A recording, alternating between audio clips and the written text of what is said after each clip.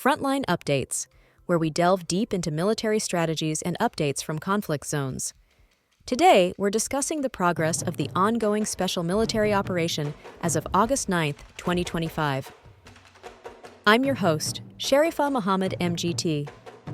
I'm Colonel A.C. Oguntoye, an infantry officer.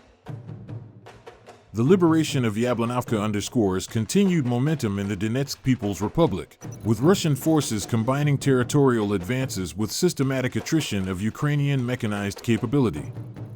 Targeted destruction of advanced NATO-supplied systems, particularly in the west and south sectors, reflects an effort to erode Ukraine's precision strike and counter-battery capacity. The high concentration of Ukrainian losses in mechanized and artillery formations suggests diminishing capacity for mobile defense, pushing Kyiv toward static defense lines vulnerable to precision fires. Persistent strikes on UAV infrastructure and the interception of hundreds of drones highlight ongoing Russian success in neutralizing Ukraine's asymmetric strike options. If this operational tempo continues, Ukrainian forces face the risk of accelerated degradation in both manpower and critical systems before the onset of autumn operations, potentially opening opportunities for deeper penetrations. Welcome to Frontline Updates, the podcast that brings you in-depth insights into military operations from those leading them on the ground. Today, we're joined by Colonel A.C. Oguntoye, an infantry officer monitoring critical missions on the progress of the special military operation as of today. Colonel Oguntoye, thank you for being with us. Thank you. It's good to be here. Colonel Oguntoye, let's start with the broad picture. What stands out most from operations between August 2nd and August 9th? What stands out is the continued ability to apply coordinated pressure across multiple fronts simultaneously. Over the past week, our formations advanced positions in the north, west, and south, while achieving a notable breakthrough in the center with the liberation of Yablonovka in the Donetsk People's Republic. These gains are not isolated, they're part of a deliberate, phased campaign. In each sector, we've combined positional advancement with targeted strikes on Ukrainian mechanized formations, artillery systems, and logistical depots. The result is a cumulative erosion of their combat power, not just in terms of numbers lost, but in the disruption of their operational coherence. Let's talk about the northern and western sectors first. What happened there, and what was the intent behind the operations? In the north, our forces took more advantageous lines in Sumy and Kharkiv. These areas may not be the most fortified, but they are key for shaping the battlefield geometry. We engaged tank, mechanized, airborne assault, and ranger units, inflicting close to 200 personnel losses and eliminating armored assets, artillery, and supply nodes. And the West group of forces? In the West, the tactical gains were paired with the destruction of advanced foreign supplied systems, the US-made and /TPQ-50 counter-battery radar and Israel's Rada radar, along with multiple electronic warfare stations. This wasn't just opportunistic targeting, it was doctrinal. By degrading counter-battery and EW capacity in these areas, we're limiting the enemy's ability to respond effectively to our own artillery and mechanized pushes. You mentioned Yablonovka earlier. Could you expand on its significance? Yablonovka is more than a symbolic victory, it's a tactical node in the Donetsk People's Republic that sits within a cluster of settlements controlling movement corridors. Its capture followed sustained engagements against multiple Ukrainian brigades, including heavy mechanized, assault, airborne assault, and marine units. From a logistical perspective, holding Yablonovka allows us to shorten supply lines to forward elements while forcing Ukrainian units in adjacent areas to redeploy or risk encirclement.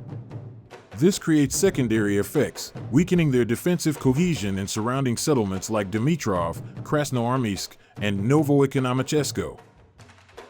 How about the eastern and Dnipro sectors? What's the operational goal there?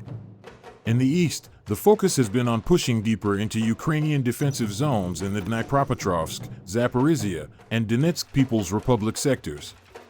Here we're targeting mechanized, mountain assault, and marine brigades, formations that provide mobile defense capability. By forcing them to commit to static positions, we're shaping conditions for future penetrations. And the Dnipro group of forces? In the Dnipro sector, engagements in Zaporizhia and Kherson took out coastal defense elements and 9 electronic warfare stations. Eliminating that many EW assets in one operational week has a measurable impact on Ukrainian command and control resilience. It opens windows for our unmanned systems and precision fires to operate with less interference. Let's touch on the air and missile domain. There were some notable interceptions this week. Correct. Our air defenses downed a Ukrainian Su-27 fighter, intercepted 2 HIMARS rockets, 2 guided aerial bombs, and destroyed 457 UAVs. These figures speak to the intensity of Ukrainian reliance on standoff and unmanned strike capabilities.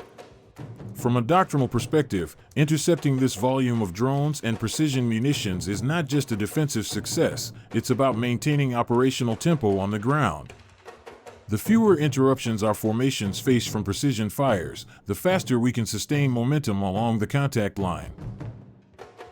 With this week's gains and the attrition you've described, what's the immediate outlook?